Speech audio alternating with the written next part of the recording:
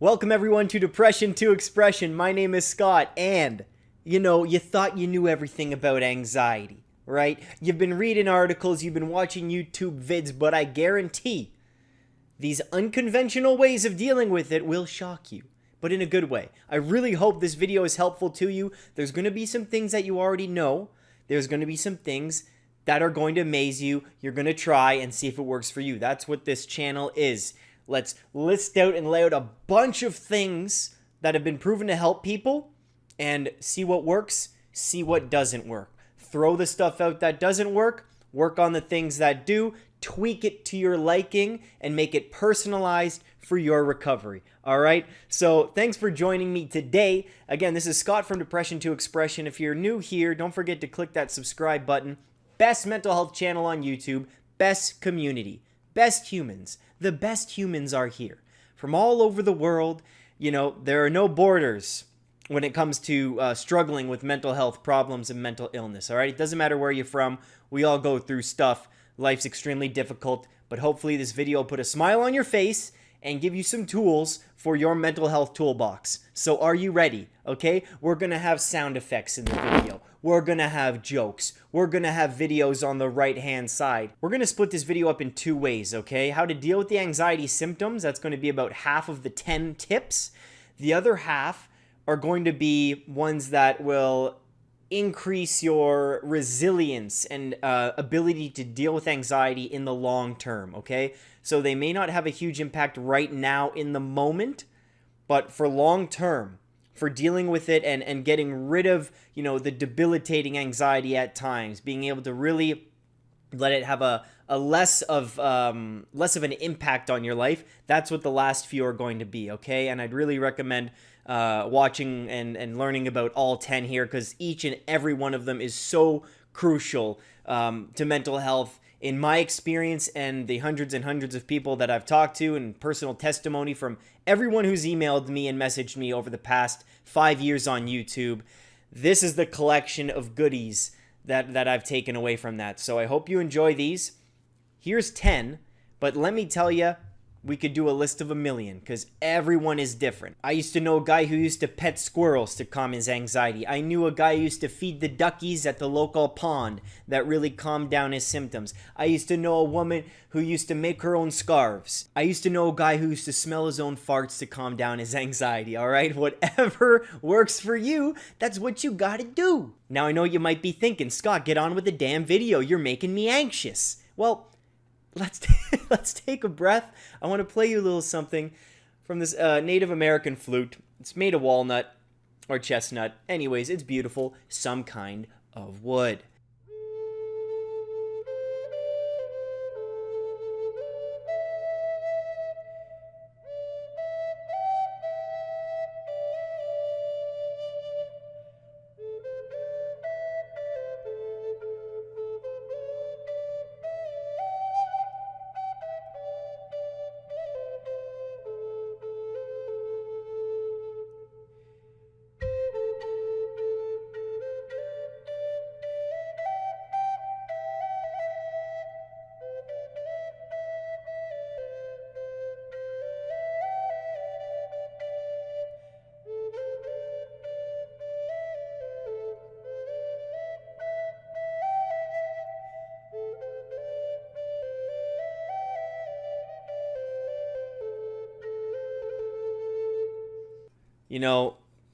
This could even be on the list if you're looking to calm your nerves sometimes and just kind of settle in that present moment. Helps playing and you focusing on the breath at the same time with this thing. I think we're ready to jump into the 10 tips, the 10 ways, the 10 zippity-doo-dah-dickity-day-dos, how to deal with anxiety. Now, these are going to resonate with a lot of you, whether you have extreme anxiety or just, let's call it nervousness or jitteries, or not an official diagnosis here, okay? This is really for everyone, and I hope you do enjoy. Let's get started. The first tip we have here is my favorite dynamic meditation. Now, if you watch the video here, you're probably thinking, well, it's a mental health channel, so maybe this person's a nut okay? Or maybe they're having some kind of seizure.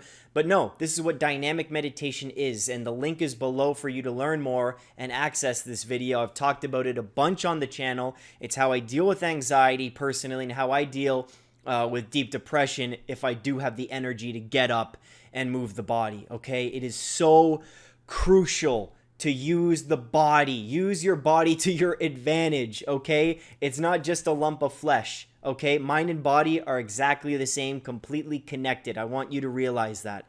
And what this person's doing here is shaking it out. You vibrate the anxiety out. Anxiety is very nervous energy, and we need to express that. That's depression to expression in a nutshell. Feeling depressed? Express it. Feeling anxious? Express it, okay? There are a lot of different ways to do that. Dynamic meditation, please look into this. Please, if you have not tried this, it's number one for a reason, because if you don't watch the full video, I really wanted you to see this one first, okay? This has saved my life, all right? So that's number one. Number two, CBT. Now, what do you know what CBT stands for? And no, it doesn't stand for Coke, bears, and tranquilizers. It stands for cognitive behavioral therapy, all right? And we've done thought records on the channel here. Here's a picture of what a thought record looks like, okay? And we've also talked on the channel with the video, What is Mental Health? It's how our thoughts affect our feelings and how our feelings affect our behaviors. And cognitive behavioral therapy does that, okay? You dissect your thoughts. You notice how a feeling can start with a thought. You have the thought first, and that thought can make you feel anxious, all right? So it's diving into that. And you can do CBT on your own with this thought record right here. And this is available in the description below, all right? You can download that for free and print it out. I love writing with these with a pen or pencil rather than on the computer. It's a little more expressive. So please feel free to do that. CBT, this is like Psychology 101 with dealing with anxiety and unwanted and unhelpful thoughts, okay? This is just the icing on the cake. You have to spend 6 years being a psychologist, and then this is like the gravy baby, all right? So please look into CBT. This has helped me tremendously going to therapy, learning how to do the thought records on my own. It is just a blast. Blast as in not necessarily fun, but you do realize how connected you are to your thinking. And it helps you separate that, all right? It helps you separate yourself from your thoughts. That's what it's all about, and you end up not taking them that seriously. Number three, now you've heard this one before, and please believe me that it is true. It has been proven time and time again, and you gotta look at the facties. And a factie is just a fact, all right? Just a little cool lingo. That's what the kids are saying these days. I was born in 1989, but I'm still hip. They're listening to Sugar Ray. They're listening to 98 Degrees. They're listening to Backstreet Boys and Maroon 5. I know what the kids are doing these days. I'm up with it. So, don't tell me what's cool, okay? Now with exercise, guys, there have been so many studies on exercise and depression, exercise on mental health, and studies still come out. And the headline is like, new study shows that exercise is helpful for depression. Like, let's set the record straight. We know, okay? We know. But the hard part is getting yourself to do it. Especially with depression, it's tough. But with anxiety, if you have that nervous energy, okay? You know what anxiety feels like. You can't sleep it off, guys. Sometimes it might feel right, but really, just with dynamic meditation, use your body. Use it. Shake it out. Even if it's like this, man. Even if it's squeezing something. Even if it's getting my elastic bands here and doing some pulls. Just a push-up here and there. If you literally do 5 push-ups, 10 push-ups. If you can't do a push-up, do the knee ones, right? Go up against a wall and do a push-up. So, not a lot of arm strength required. I guarantee you will feel better. Now, I'm not saying 100% better or 50% better, but you will see improvement. You will feel a little bit of relief. It's so simple. I don't need to get into the science because, A, I don't know a lot of the science, okay? I couldn't tell you, right, to be honest. I'm reading a book on it called Spark. I finished it, but I'm reviewing and want to do a separate video on exercise and depression. But honestly, just think about it, with common sense. All right, you're nervous, you have nervous energy, you feel like you're going to explode, you're sweating, right? The world's closing in around you, right? You feel smaller. You have to express it, man. You have to. Because then you get apathetic and you get closed off and you even get depressed if you hold in this anxiety. It's bottling it up. You have to express it. Pop the cork and celebrate, all right? Celebrate your anxiety a little bit, all right? Now remember, these are the tips to deal with the symptoms. So far we have dynamic meditation, CBT, which could be actually both, kind of changing that plasticity of the brain, but also exercise. And now number 4, we have medication. Now I know what you're thinking. Scott, medication. It's full of chemicals. Chemicals are bad. This is what people who don't know anything about science, engineering, chemistry, biology, they use the word chemicals. There's chemicals in that. Chemicals are bad. Like, what are you saying, dude? I want to put up a post here that I shared on Facebook and YouTube in the community section, and I think it's awesome. It's like people want to go all natural. Like, what does natural even mean to you, okay? What do you mean by natural? Well, you're taking vitamins? Well, vitamins are made in a factory too. In this post, it's hilarious. Like, yeah, natural would be us still being hunter-gatherers, taking shits in fields, and if we lived in cities, no adequate sewage, clean drinking water, right? We couldn't live in half of the places we do, right? You know how much water we divert? Hollywood and LA shouldn't even exist. The place was a damn desert. They diverted so much water to get it to the city. Like, it's absolutely incredible what we've done to the world in a very cool way. Nothing's natural anymore, okay? If you want natural, go lie in your shit and be in pain all day. That's what I'm saying, all right? So when we talk about antidepressants, all right, I'm not like pro antidepressants. No one likes to take medication, guys. When it comes to anxiety disorders, medication can be extremely effective for a lot of people, okay? That's the reality, okay? So it's not everyone's first option. You want to try everything you can before you have to get medication, just from cost savings alone. Of course, you'd rather see if a jog works, or thought records work, or dynamic meditation works, before you start spending money on medication. Hey, I'm a cheap guy. That's what I would look at. But once you try everything and things still aren't effective, medication can do wonders. And there's plenty of testimony from people all over the world where medication has helped a lot, okay? There are also those side effects. I won't get into that. I'm not a licensed physician.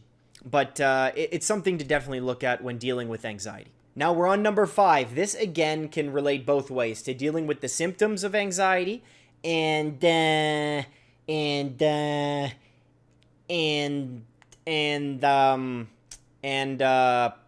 holy crap.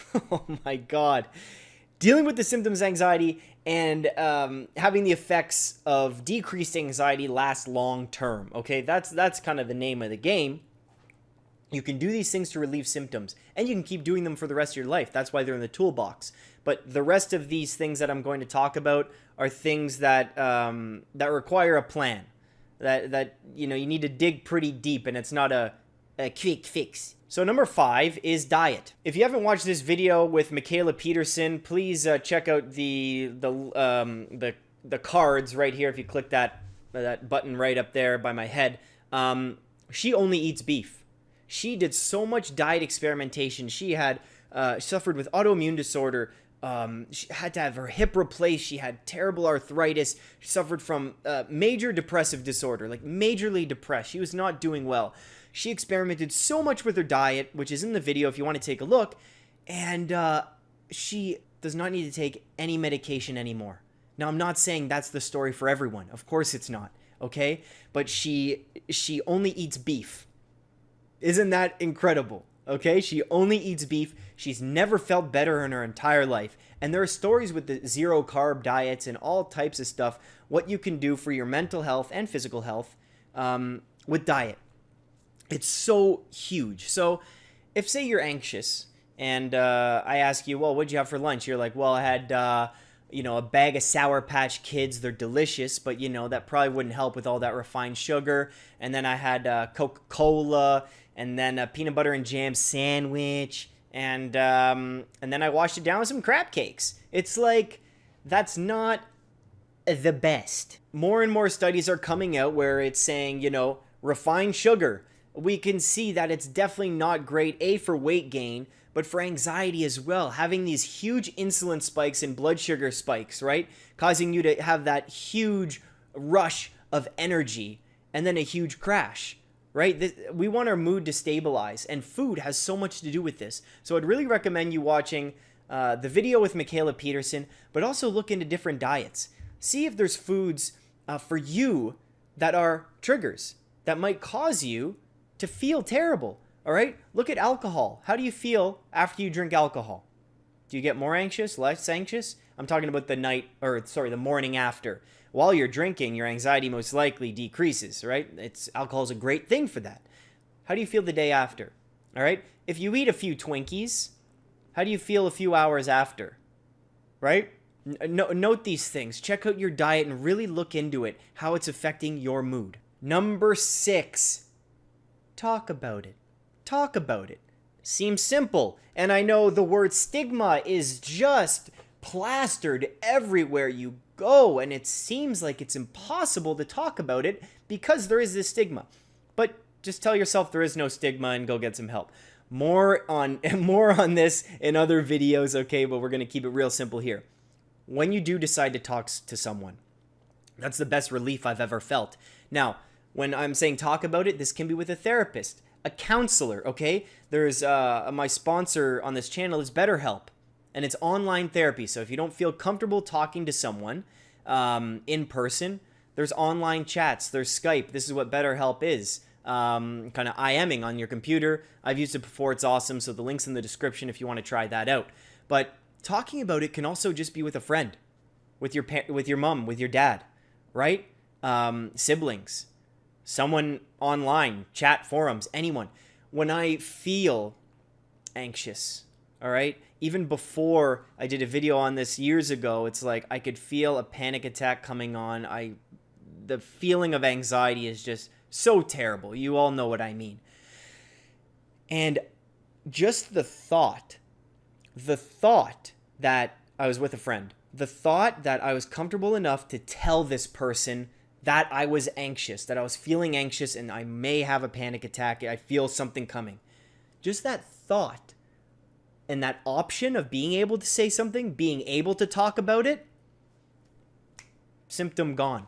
Symptoms, plural. Not gone, but extremely reduced. So it's having that option, that freedom to be able to talk about it, to know you can talk about it with someone if you feel the need to. That is just such a freeing feeling. It's like you can have your mental health toolbox and you can have a million things in there. You don't have to use them. You never have to use them. But the thought of you having a lot of options to make yourself feel better, sometimes that thought is all you need. Saying, okay, if this happens, well, I have this whole list of things I can try if I ever feel terrible.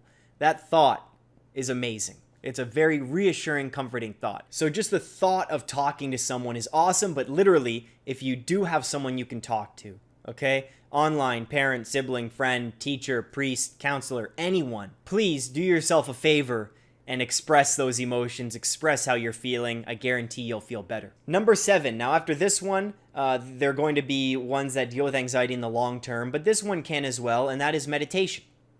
Meditation, we know how plastic the brain is. We know how it can change over time and how we actually have control over that, right? So with meditation, guys, I do meditation Monday. I should say meditation Monday every Monday at 8 o'clock Eastern Standard Time, 8 a.m. Eastern Standard Time. You just come to the YouTube channel, Depression to Expression, youtube.com/Depression2Expression. And we do a live stream meditation. You sit there, I guide you through it. It takes about 10-15 minutes at times. It'll be awesome if you join us, okay? But meditation for me, I've been meditating and practicing mindfulness for 10 years. And let's say meditation and mindfulness will go together for this tip. With anxiety, right? In the present moment, you feel those symptoms in your body. You know, you've almost never been so present when you feel anxious, okay? But there's a thought that may get you there. There's internal workings at play, whether it be subconscious or conscious. But what mindfulness and meditation does is remove yourself from taking thoughts too seriously at times, right? We say it's just a thought, or we notice, okay, we're just thinking. That thought's not me. That's irrelevant. That's not useful. That means nothing, right? It's detaching yourself from that, coming back to bodily sensations, coming back to the breath, right? The breath is very important when dealing with anxiety. Notice how it shortens. Notice how when you're anxious, it's like your lung capacity is almost at, 50%. You can take deep breaths, come back to the body, right? And noticing what anxiety feels like. And it's a scary feeling, okay? It can be scary, but part of it is again, detaching yourself from thoughts, but also realizing that, what's happening in your body can be noticed and can be observed. And right when you observe it, right when you have control over the observation and say, hey, this is the way I'm feeling right now, that gives you control. That gives you a bit of power over it. Now, I know, if someone told me that, and I was like, I've dealt with extreme anxiety. If someone told me that, hey, man, just notice the feeling, mindfulness, I'd be like, shut up, man. You're full of garbage. That is complete trash. And I know how it sounds. And at the beginning, are you kidding me? Hey, 10 years and I'm working at it. 10 years and I'm still working hard. And at times, it doesn't work at all. Are you kidding me? I need to do the dynamic meditation. I need to express myself more than doing the mindfulness approach. Okay? But you will get better at it. I promise. So I'm not saying mindfulness is a fix-all and it'll get rid of everything. In fact, no. Being mindful, the emotions won't go away. They'll stay there, but you're noticing them in a different way. All right? So number 7 is meditation and mindfulness. All right? It's worked wonders for me. It actually has. And I'll put the links. All the links are below for Meditation Monday and all the different playlists. And there's a bunch of guided meditations I've done as well. So feel free to check those out in the description. Okay, now here's where we're going to get into the little nitty gritty and how this, out of all things I've mentioned, dynamic meditation was huge. But this is where you have the confidence and the ability to deal with anxiety when it does come. All right? It doesn't break you anymore. You sway a bit, but it doesn't break you. And because when you have trust in yourself, right? When you have confidence in your abilities and you know what's in your mental health toolbox and you know how to use those tools correctly, right? You know the problem, okay? Using a hammer to screw in a screw, it's not going to work well, okay? So you know what tool to use to help and fix the specific problem. These tools right here, this one that I'm about to mention was huge for me. So here we go. You ready? This is number 8, right? This is number 8. It's create a set of values. That's right. This deserves its own video, and there's going to be one coming up. But this was the biggest thing. Now, whether you follow any type of religion or religious person, spiritual person, that's the new word today. You're not religious, you're spiritual, whatever that means. But what are your set of values in that religion or what you follow? Okay, probably, hey, 10 Commandments, don't kill anybody, be nice to your neighbor, the golden rule, right? Don't sleep with your buddy's wife. All of these things are very important. But what are your specific set of values? Like, go deeper than that, okay? You shouldn't murder, okay? You shouldn't murder. I'm going to give you some of mine. And this is in the Depression to Expression mission statement. Create an honest dialogue about mental health while educating and inspiring people to express themselves freely with confidence, right? So, honesty is what I value. Honesty is what I value. That is why if anxiety comes after me, and anxiety's on my shoulder, it's like, yo, buddy, I'm gonna attack you soon. How you doing, man? I think it's ready. You haven't had a panic attack in a while, and you know what? Life is getting pretty difficult, eh? So I think you're ready for me. I think you're ready. Well, the way I see it is I value honesty. and I'm honest with myself, and I'm honest with other people. So if I'm in public, if I'm with family, if I'm with friends, if I'm anywhere at all, with strangers, with people I know, it doesn't matter. I truly value honesty. I like when other people are honest with me, right? That's what I value, so I'm going to be honest with them. So remember that thought about telling someone about a panic attack.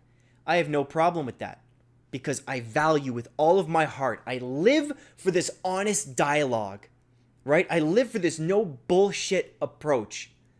So what am I going to do? I'm going to tell people how I feel if that's going to help. I'm going to be honest with other people. And that helps me so much with anxiety, right? If I need to step out of a room, doesn't matter where I am. I really don't care. I've done this in meetings, huge corporations. I'd say, hey, I'm feeling like really anxious right now. I just got to step out. Sorry about that. What are they going to do? What are they going to do? Fire me for being anxious? Well, that's not the best job to work. That's not the best job to have if someone fires you for being anxious, right? So listen, have and create a set of values. What do you value in other people? Who's someone you admire? What set of values do they have? Are they, do they show great integrity? Are they very open people? Are they honest people? What do they value? What do they live for? What are you living for? What do you want to see more of in this world? And how are you going to project that to the world, right? So for me, it's honesty. And when I'm honest, and I truly believe in honesty, anxiety can't touch me, man. Sure, the symptoms may be there, but I'm going to be honest with myself and other people, and it's a tool in my toolbox. Done. Number 8. This one is a little strange, okay? Because anxiety is about the future. The future is unknown. And it's dealing with that unknown. It's like an existential thing, man. To deal with the unknown is, if you sit and think about it long enough, your brain's just going to spin. And I guarantee you won't get anywhere. You're going to come back to right where you started. To deal with the unknown is extremely difficult. And it takes some practice to get comfortable with that. And obviously, no one is comfortable. No one is comfortable with the notion of death. Or very few, I'd say. If you truly believe in Catholicism and you truly believe in reincarnation or, going to heaven and seeing all your friends, well, death may be pretty okay. But for a lot of us, the future's unknown. The thoughts of, death and what we don't know is terrifying.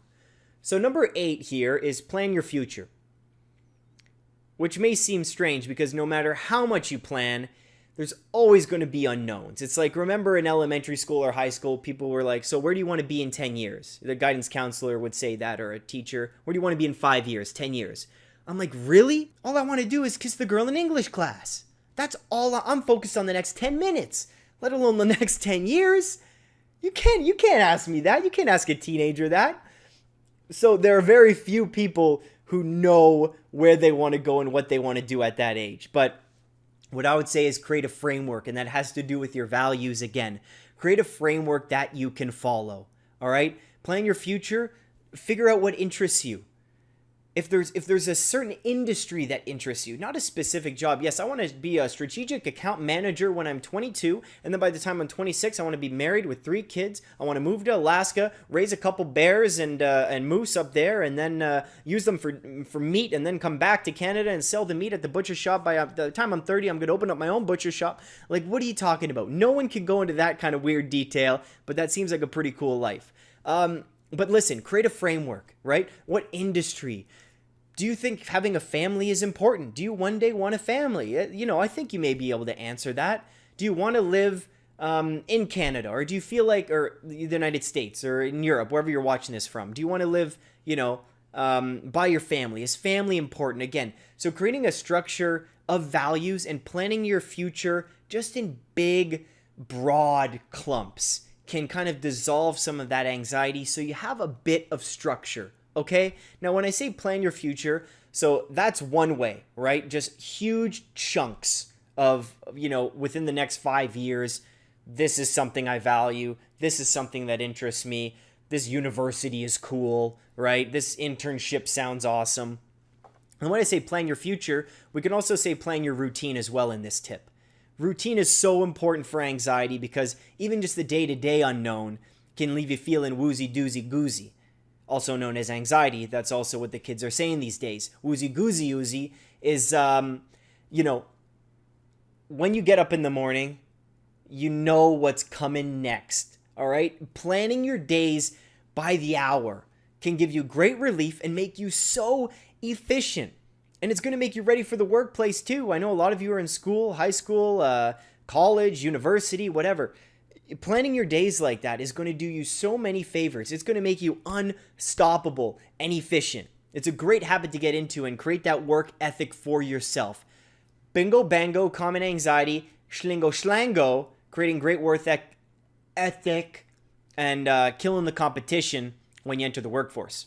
Now, number 10, the last but not least. I think this is number 10. Did I just say number 9? I'm not sure. I'm so in the present moment, I don't even remember the past. Number 10 is list your triggers. All right? Triggers. I don't like the word trigger. List what makes you feel like shit. How about that one? So this goes to the symptom part about eating sour keys, but, it also goes with planning the future. This is just the icing on the cake, the cherry on top of the butt. All right, so listing your triggers, meaning, are there places that you avoid? Or are there places you should avoid? Better yet, are there people you should avoid? Now, avoidance is like what you don't want to do with anxiety. If you used to enjoy something and you had a bad experience, all right, you went to the bowling alley, all right, and you dropped the ball on your toe. Everyone laughed at you. Everyone in the bowling alley was laughing at you, okay? And then this clown comes in from the kid's birthday party, brings in 30 kids from the birthday party. All the kids are laughing at you. You got so embarrassed, you pissed yourself in the bowling alley, all right? There's kids, adults, all right? Then the clown throws a pie in your face. You're humiliated, all right? You're humiliated. You can't go to the bowling alley anymore. And you used to love bowling. You used to love it. You had your own ball. You had your own shoes. You had your own team. Your team's waiting for you every Sunday morning. You're skipping church to play bowling, to bowl. And anxiety and that fear of humiliation is keeping you from doing what you loved. That's a problem. That's a problem. So, when we talk about what your triggers are, you don't want to avoid what you used to love. In fact, you want to expose yourself to what you fear and get back into the game. But I'm talking about more like toxic people, right? Ones that don't support you. Things that aren't good for you. Alcohol, for one, right? Is that a trigger? How do you feel, right? We talked about that. Refined sugar. How about what was I going to say? How about a bit alcohol, coffee, right? Caffeine, right? What are your triggers for diet? What are your triggers with people? And what are your triggers with environments, right? Are you at a workplace that really doesn't value mental health? And I know you may not have an option to quit your job because they don't, let you take a mental health day. One day they will. But what about environments? Are you forced to go to the club and you really don't like going to the club and it makes you anxious? And you're with those people, those toxic people that go to the club and they really just are there to hook up with other folks and they're a walking STI, but you're with that group. Hey, I've been there, man. I've done that, man. And it wasn't good for my anxiety, all right? So I avoid things, but avoid things that literally aren't good for me. So recognize if you're avoiding something that you love because of anxiety or what you should avoid to help your anxiety, right? So there's a push-pull factor there, okay? So you have to realize what you should be more exposed to, which will inevitably, it'll hurt your anxiety at the beginning, all right? It's going to be tough. Or we're talking about toxic people and environments and foods, what you should be avoiding, all right? What your triggers are for that. So let's say, again, for coffee, how do you feel after drinking coffee? Anxious? But you love the taste, switch to decaf, go to, lower caffeinated teas. Here's another one. Social media. How do you feel after you're on Facebook? All right? Take note of that. Take note of that. You felt okay. Now you're scrolling through your Instagram, seeing what everyone else is doing. Everyone, it's the highlight reel. How do you feel afterwards? That can be a trigger for some, and you may not realize, you may not be mindful and self-aware that your mood kind of just took a couple drops, right? You kind of went down the scale a bit. All right, so that's very important when pointing out your triggers. You want to avoid social media, right? Or do you want to use it less, or do you want to use it differently, right? These are things that you need to write down, and this is going to help you long term, right? This is a long-term solution to anxiety, creating a beautiful world for yourself. All right, think of the world as neutral. You're bringing meaning into your lives, and you're seeing what each thing means to you. What do people drinking alcohol and me drinking alcohol and being in that scene? What does that mean for me if it's causing me anxiety, right? I'm avoiding the bowling alley. All right, what does that mean for me? What do I need to do to get back in there?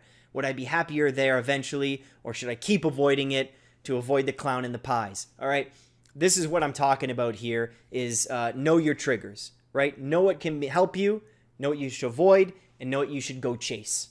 So that was a long video, and thank you so much for staying with me until the end. These were 10 tips. I really hope that you give each and every one of them a try, okay? Especially the ones that will help you long-term with setting values, to ones that will help you short-term like dynamic meditation, all right, and exercise, okay? So, you know, this is from all personal experience from me, and again, of the hundreds and thousands of emails that I've received in 5 years, these are the things that people had done that had made a big difference, okay? I had testimonies from each of these things where people weren't exercising, they did a few push-ups, they feel relief just in that moment, you know? And it's like anxiety, you want to calm down, but should you express yourself, or do you want to, you know, do some meditation? That's all personalized. You can tweak these things to your own liking. But now you have 10 juicy babies in your mental health toolbox. We're all crazy babies, all right? We're always going to be crazy babies. But we have to control the crazy a little bit. And you can walk around with your toolbox now, and just the thought of you now having 10 more tools to fix 10 more problems, all right, is a good feeling. So I'd like to thank each and every one of you. Please don't forget to subscribe to Depression to Expression to see more videos about an honest dialogue about mental health. That's what we do here. Fearless expression, all right? I'm not holding back anything anymore. It's time to tell the truth about mental health and mental illness. It's time to tell you my thoughts and my thinking. So, yeah, if you want to stay tuned for more, go for it. All of the links to my social media, Instagram, man, if you want to see me with my shirt off, that's the place to go, okay? Please go to my Instagram, Twitter, Facebook group, subscribe to YouTube. There's all the playlists below. Tons of goodies on the channel. You could spend days in self-improvement mode just watching the 400 vids that are on here. So thank you so much for watching again. This was 10 ways to deal with anxiety successfully. And stay strong, everyone, and keep being you. Take care.